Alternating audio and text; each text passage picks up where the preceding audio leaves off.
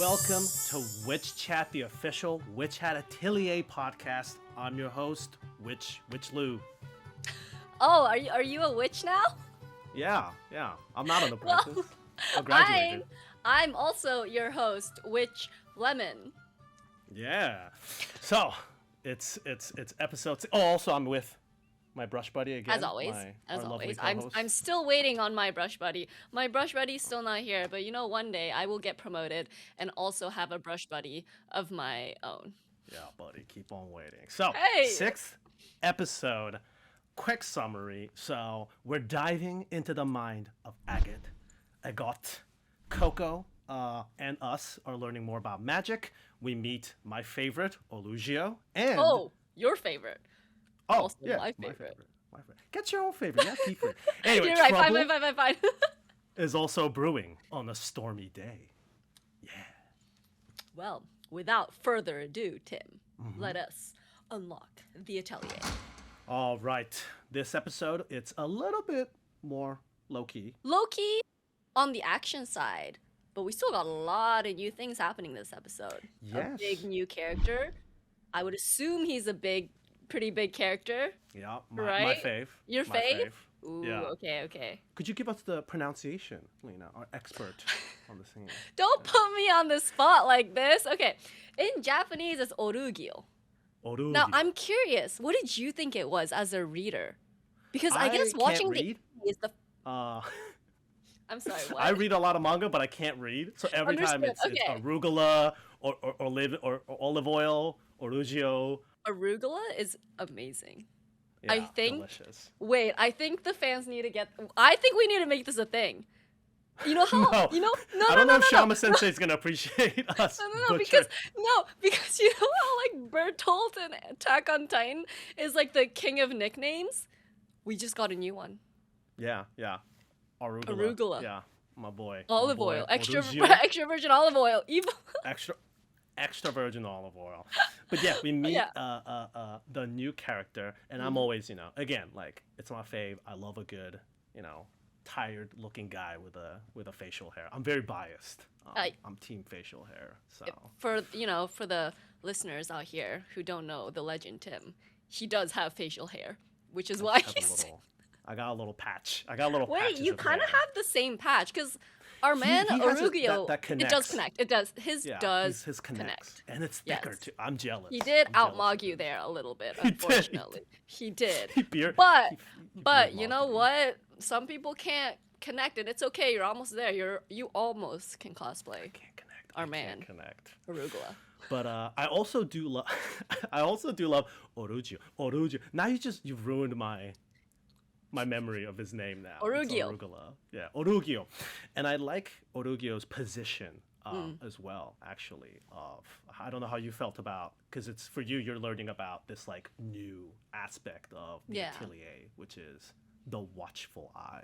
Well, yeah. I mean, even before we jump into the watchful eye, I also kind of wanted to highlight the first chunk of the episode where she's cooking.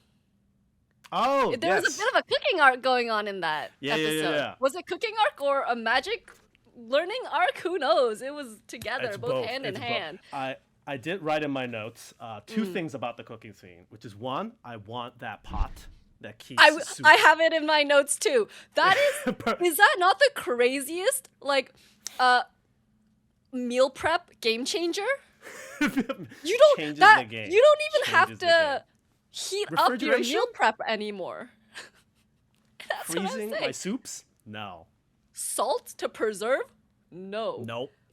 Changed history. Like, that is crazy. there- He just put out, because I did notice Yeah. when Kefrey pulled the pot out and was like, hey, try some. And I'm just like, Where'd that pot come from? Yeah, I was like, that pot's just been chilling on top of the...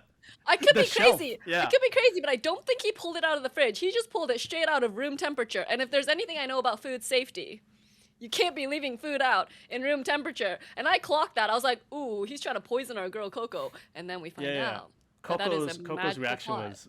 Yeah, it was so cute too when she's like, yeah, the soup's 2 years old. She's like, oh. Yeah. She's like, Sensei, what? And also, I thought it was kind of cool how he was getting her to like fine tune and work on her spells and the details of her casting by baking a potato. Yes, right? I wrote down the potato that looks dry as heck. The caparse. The dry, crumbly looking potato. They cut into that potato, and I was like, ooh, that does not look appetizing. As a baked potato and a yam and like a sweet potato fan, I do like the crumbly though. Sometimes it's nice when it's a little I love crumbly. a good Japanese roasted sweet potato, and let me tell you that you like the moist. You like the moist yams. I do like the moist potatoes. Coco's doing her best cooking. Leave her alone. She overcooked it a little bit. I'll give you that. It's a little dry, but she's learning magic. But the cheese that they melted, was that not? That looked like it. That looked like the perfect, slightly burnt, melted organic grass. You know it's it's organic. Absolutely. And like even in that scene too, when he was kind of trying to get her to learn her magic by doing daily life stuff, right? In hers it was cooking, which is great. I mean, I'm also very food motivated. That would work on me. They'd be like, hey, try and cook this perfectly and you get to eat it too after. I'd be like, say less. I got it. Yeah. But it's cool because for Kefrey, it was kind of the opposite. His main magic is water, right? And we learn in this episode that was the first one he learned because he doesn't like water. It was the opposite almost, where for him, because he didn't like it, he wanted to maybe master it and find ways to use it. It's like mastering your fears, you know? Yeah. You gotta tackle it, you know? Which is a little ironic because I remember the first, I forget which episode it was already, but he showed a bunch of water magic, right? It was very, His whole thing is primarily water, like, because he does obviously the water dragon. And we could catch that easily in the earlier episodes too, right? And I would have just assumed that he likes water. That's the easiest connection for me. And then we find out, bro does not like water. He hates getting wet. This is like almost like a firefighter who's like, I don't like fire, you know. But I'm working with it. That's basically keep your friends close and your enemies closer. Bro said, I hate water. You know what? I'm gonna master you. Yeah. Yeah. But now going back to my boy, Olruggio. Arugula. It's GG's. You don't know how to pronounce his name. We're done. Olruggio. Yeah. But yeah, going back to Olruggio, I want to know your opinion about this, like the watchful eye witch, which I wrote down. It's like basically a concept of accountability witch, basically. Like yeah, that's what I took it as, because I think they were saying with the smaller ateliers, right? Because they're kind of removed from the main towns. I'm guessing if a mad scientist like witch were to happen, right? And you didn't have someone to watch over, they could just be doing whatever, like, you know? Yeah, so you kind of need that one person to just keep an eye on, which is a cool concept, and it logistically makes sense in this world, I guess. Yeah. Because you could do, honestly, like, you know, like lead your apprentices astray. You know, make them do, you know, forbidden magic or et cetera, et cetera. Human testing, you know, like you know, like Orochimaru's basement that nobody knew about for a while. Like that stuff could be happening. They gotta stop that. Yeah, but I mean, but also the fact that this watchful eye is quite easy on the eyes. He is easy on the eyes, and again. Shouts out to hashtag beardmogged.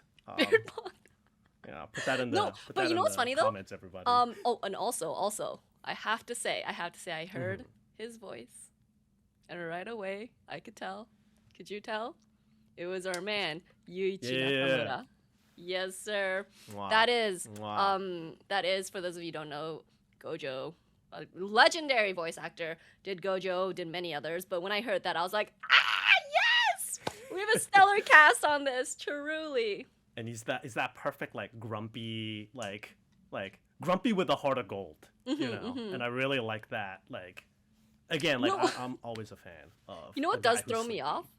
What? That, he's got that shaggy beard, right? But his face looks incredibly youthful and young.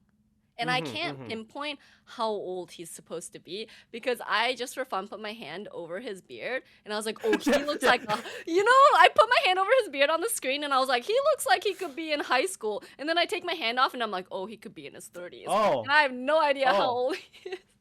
How about me, chat? Yeah, I'm gonna do the same. I'm gonna cover it. Yeah, I look so youthful. 15? Yeah. Yeah. Wow. Hater alert.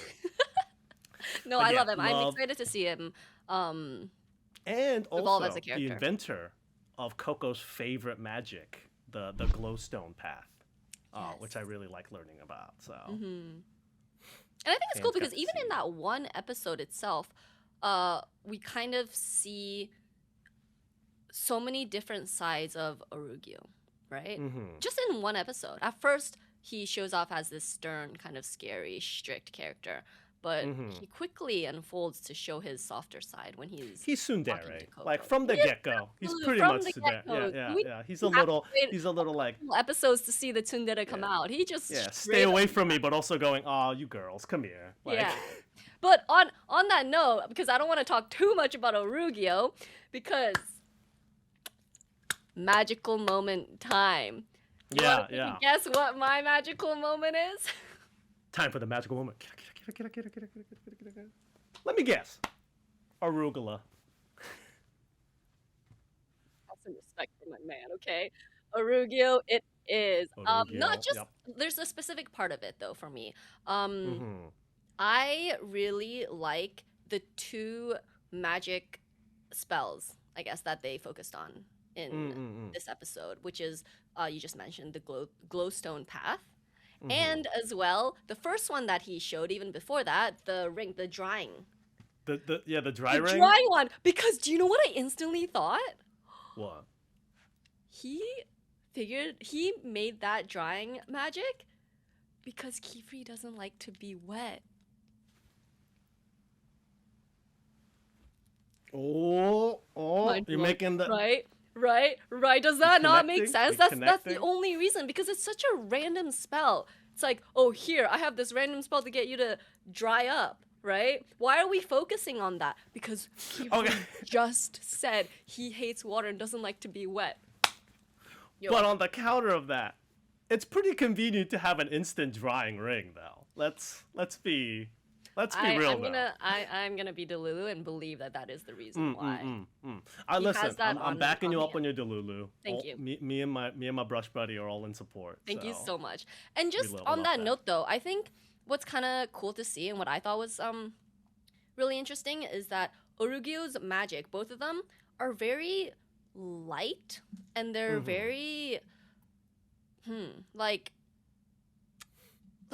light and soft, right? Which is really contrasting to him as a character and his appearance. Yeah. It's like a pretty strong, like a pretty good juxtaposition there. Because when I see Olruggio, I'm like, oh, he's probably like a dark kind of magic or something like that. So then when I saw the super soft, like warm-hearted magic, I was like, oh, that's just who he is. Again, he's just a big baby. He's a big he wants to be bear. gruff. He's a big tsundere. He like acts tough, but I think he's very pure and kind-hearted. Yeah. But I want to hear, what was your magical Okay, well, moment? you took one of my magical moments. Was that one of them? My favorite, introduction Do you have another of my one? favorite character. But I have another one. Yes, it's a small, it's not, action packed, but that picnic moment, like where the rain's coming and Kefrey walks out and he has his like little barrier dome his thing. sphere of rain umbrella, which is also very useful. Love that. Would love that magic. Well, you know what was cool with that too? It wasn't even a sphere that just physically blocked rain. It looked like it actually altered the weather inside the sphere. It was bright and sunshine. sunny. Yeah. Like, and I thought that was cool because effectively it would have been the same if it just blocked the rain. They just didn't want to get rained on. But it was cool that it kind of took it a step further. That little extra magic touch. Right? It just looked like a window of just sunshine, and it felt like it altered the weather in there, which was really cool to see visually. And I really liked, again, I really like the relationship of the girls, and I really liked like, oh, let's go on a picnic. It's such a cute moment. Like they're under the bridge, they're eating their food, just having a good time. But still, you know, we got Agate, you know, brooding in the corner still. But I know she didn't even join the picnic, but it's okay. It's okay. I know they're gonna be all much closer soon. And also in my era when I was like Agate's age, when I'm trying to like early, like growing up to be a teen, you get a little angst, you know? Yeah. You love a little angst and like, yeah, you guys gonna Yeah. It's like I don't practice my spell. That's for cool babies. for that. Yeah. No, I think. Well, I really hope we do see a little bit more of Agate and her enjoying her childhood a bit more in the upcoming episodes. But She's just a baby. she's just a baby. But it is almost time. It always goes by Already? so fast. Goodness I gracious. know. I know, but that only means we are closer to the next episode, which I'm very excited for because we kind of left on a cliffhanger, right? Yes. Yeah. Oh yeah. Right. We'll leave and do an outro just before. But yeah, the cliffhanger. We'll leave this after our show podcast with the cliffhanger too, with the rushing the door. It's raining. It's stormy. I and he's know. like, I feel like next we gotta episode save. is gonna be a little intense, so that's very exciting. But thank you as always for joining us on Witch Chat, the official Witch Hat Atelier podcast. Be sure to subscribe to Crunchyroll so you never miss an episode.